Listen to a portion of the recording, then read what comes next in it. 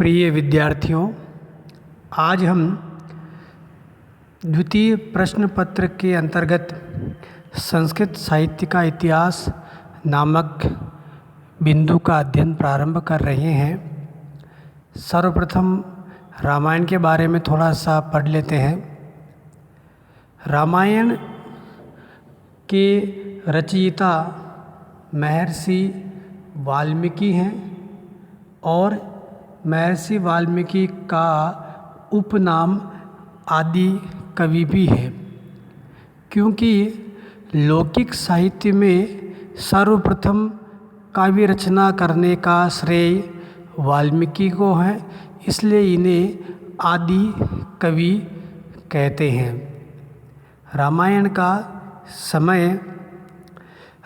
के समय के विषय में अनेक मत हैं, क्योंकि प्राचीन इतिहास के अंतर्गत पर्याप्त प्रमाण नहीं मिलने से पुस्तक के अंतर्गत ही उपलब्ध आंतरिक स्रोत एवं कुछ बाह्य स्रोतों के आधार पर अनुमान लगाया जाता है। इसमें सर्वप्रथम भारतीय परंपरागत मत के अनुसार श्री राम का जन्म त्रेता युग में हुआ था और त्रेता युग का समय ईस्वी पूर्व से 8 लाख वर्ष पूर्व है। अतः परंपरागत मत में रामायण का रचना काल त्रेता युग है। वहीं पाश्चात्य एवं कुछ भारतीय विद्वानों के अनुसार रामायण का रचना काल ईस्वी पूर्व तो है, परंतु उसमें भी 5वीं शताब्दी अथवा द्वितीय शताब्दी के बीच मानते हैं। इसका कारण यह है कि रामायण की जो मूल रचना है उसमें बाद में लेखन कला के विकास के साथ साथ अपभ्रंश प्रक्षिप्त अंश अर्थात कुछ बाद में रचनाकारों ने अपनी लिपि लिखते समय कुछ और भी अंश जोड़ दिए, इसलिए थोड़ा सा समय का अंतर हो जाता है। परंतु मूल रामायण का समय 5वीं शताब्दी ईस्वी पूर्व मानते हैं। इसमें कुछ बिंदु इस प्रकार हैं कि मूल रामायण में भगवान बुद्ध का उल्लेख नहीं है और बुद्ध 5वीं शताब्दी ईस्वी पूर्व से हैं। इसके अतिरिक्त रामायण में पाटलिपुत्र का उल्लेख नहीं है, अर्थात जब राम वनवास के समय गंगा और सोन नदी के संगम पर जाते हैं तब वहाँ पर वर्तमान में जो पटना पाटलिपुत्र है उसका कहीं उल्लेख नहीं है।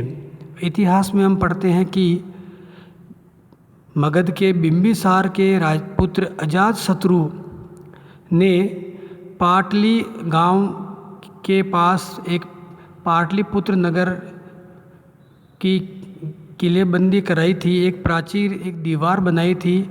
तो इसका अर्थ है कि अजातशत्रु अर्थात 5वीं शताब्दी ईस्वी पूर्व रामायण की रचना हो चुकी थी। अतः हम निष्कर्ष रूप में यह कह सकते हैं कि मैकडोनल्ड नामक एक विद्वान ने अपने ग्रंथ हिस्ट्री ऑफ संस्कृत लिटरेचर नामक पुस्तक में रामायण का रचना काल 5वीं शताब्दी ईस्वी पूर्व माना है। इसके अतिरिक्त रामायण पर कोई यूनानी प्रभाव नहीं है। सिकंदर ने 326 ईस्वी पूर्व भारत पर आक्रमण किया था, तो अतः रामायण का समय 4वीं शताब्दी ईस्वी पूर्व है। इस प्रकार रामायण का रचना काल भारतीय मत में त्रेता युग एवं विदेशी विद्वानों के मत में बौद्ध काल से पूर्व अर्थात 5वीं शताब्दी ईस्वी पूर्व मान सकते हैं। रामायण के आकार के बारे में पढ़ लेते हैं। रामायण में कुल 7 कांड है। प्रथम है बालकांड, इसके पश्चात क्रमशः अयोध्या कांड, अरण्य कांड, किष्किंधा कांड, सुंदर कांड, युद्ध कांड एवं उत्तरकांड। रामायण में कुल श्लोकों की संख्या 24,000 है, अर्थात इसे चतुर्विंशति सहस्री संहिता, संहिता का अर्थ है संकलित भाग चतुर्विंशति अर्थात 24, सहस्री अर्थात 1000। यह भी मान्यता है कि गायत्री मंत्र में 24 अक्षर हैं, अतः प्रत्येक 1000 के बाद गायत्री मंत्र के एक एक अक्षर से रामायण में कुल 24,000 श्लोक रचित किए गए।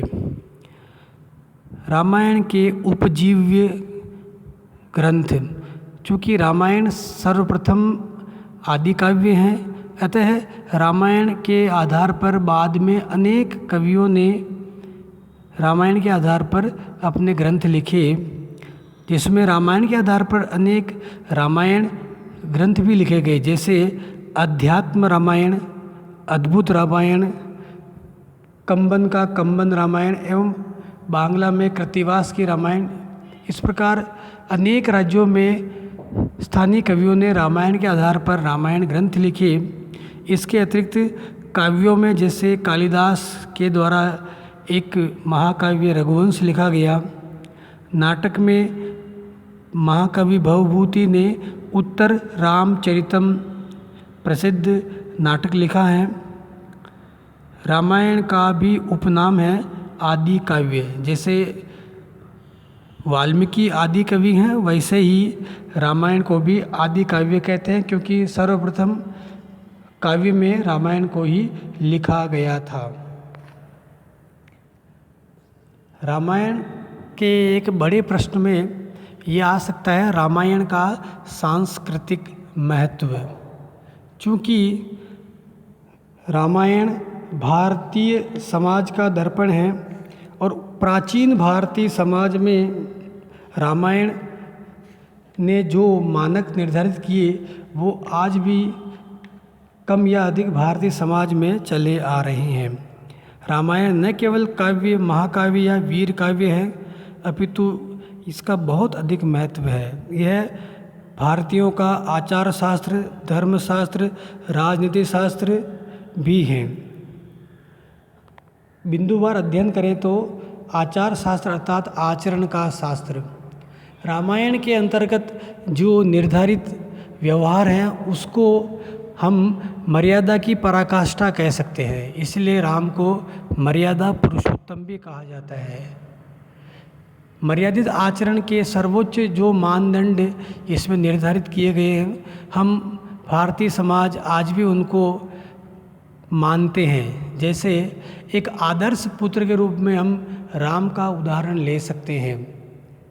श्रवण का उदाहरण भी एक आदर्श पुत्र के रूप में है और कहीं न कहीं भारतीय जनमानस के अवचेतन में ये उदाहरण रचे बसे हैं।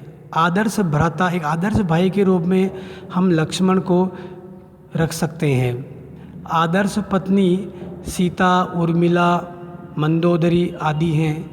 आदर्श सेवक हम हनुमान को देख सकते हैं। इस प्रकार ये मानदंड को हम जीवन में कहीं न कहीं मानते हुए इनके आधार पर अपने आचरण को सर्वोच्च स्तर पर ले जाने का प्रयास करते हैं।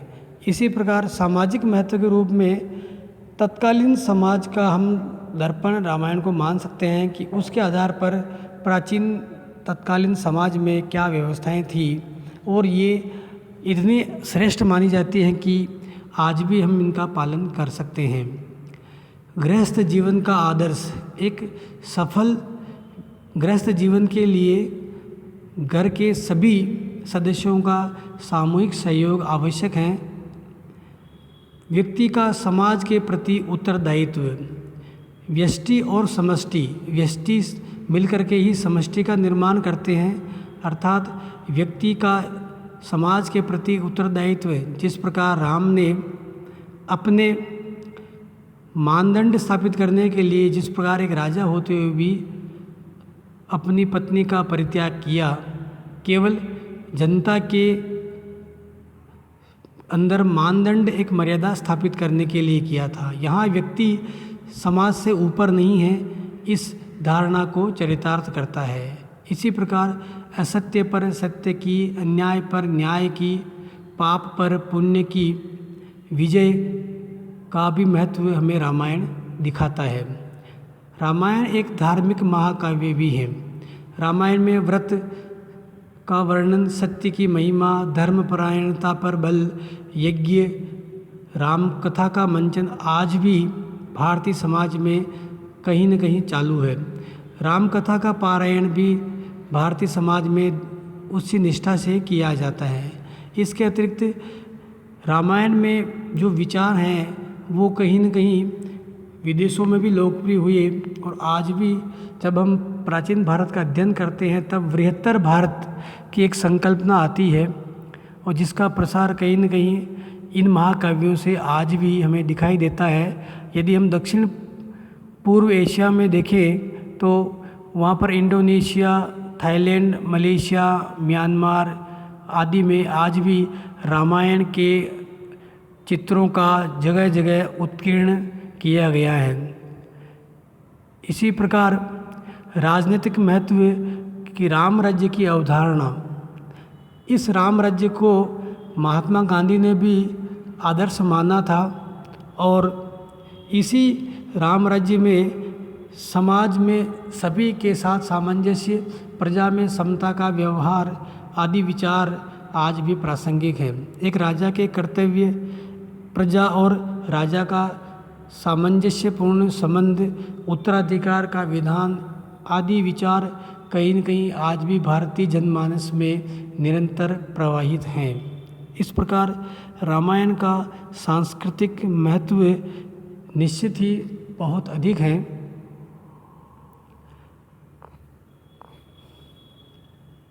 अगला प्रश्न आ सकता है रामायण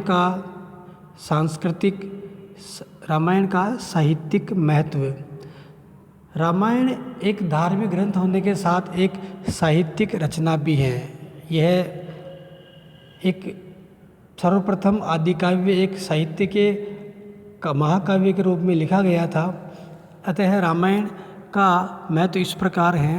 पहला बिंदु, आदि काव्य।